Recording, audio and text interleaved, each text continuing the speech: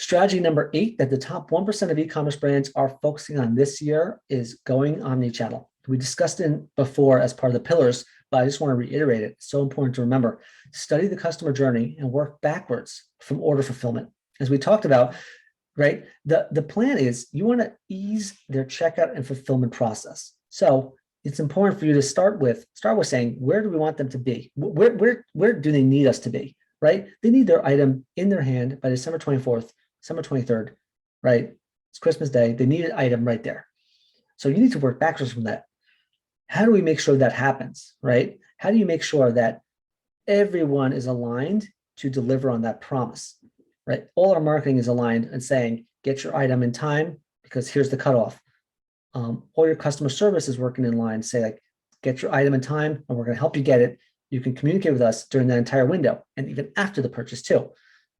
You know, store, your brick and mortar location and your online store. How are they communicating, right?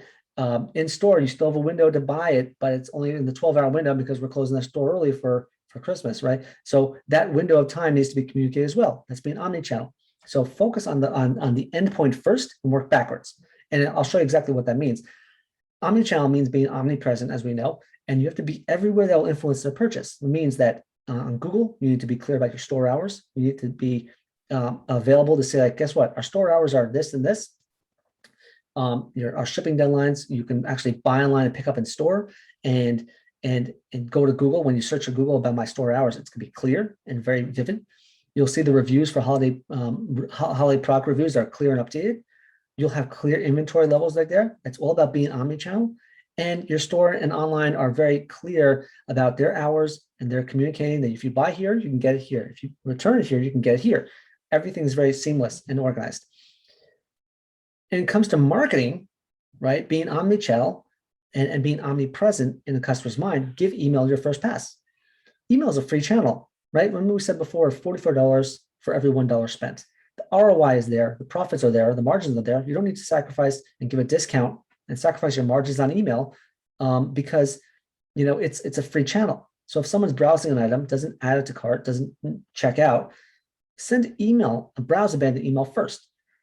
You can do Facebook retargeting too, but deprioritize it compared to the email if they're a subscriber.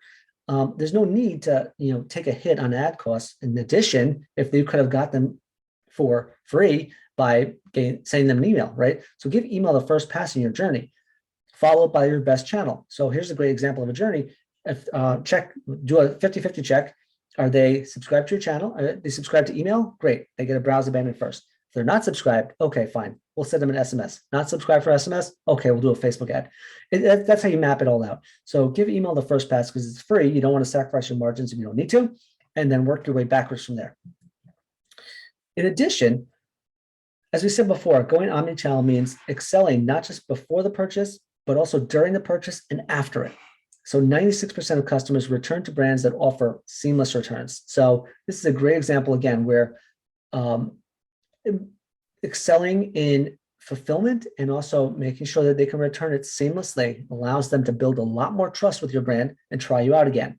If you can offer returns in store, that's also great. If they can just bring the item back, come to store, return it, buy some replacement, that is fantastic. As long as you make it seamless, that's helpful with going omni-channel. This is so critical to brands to think through right now.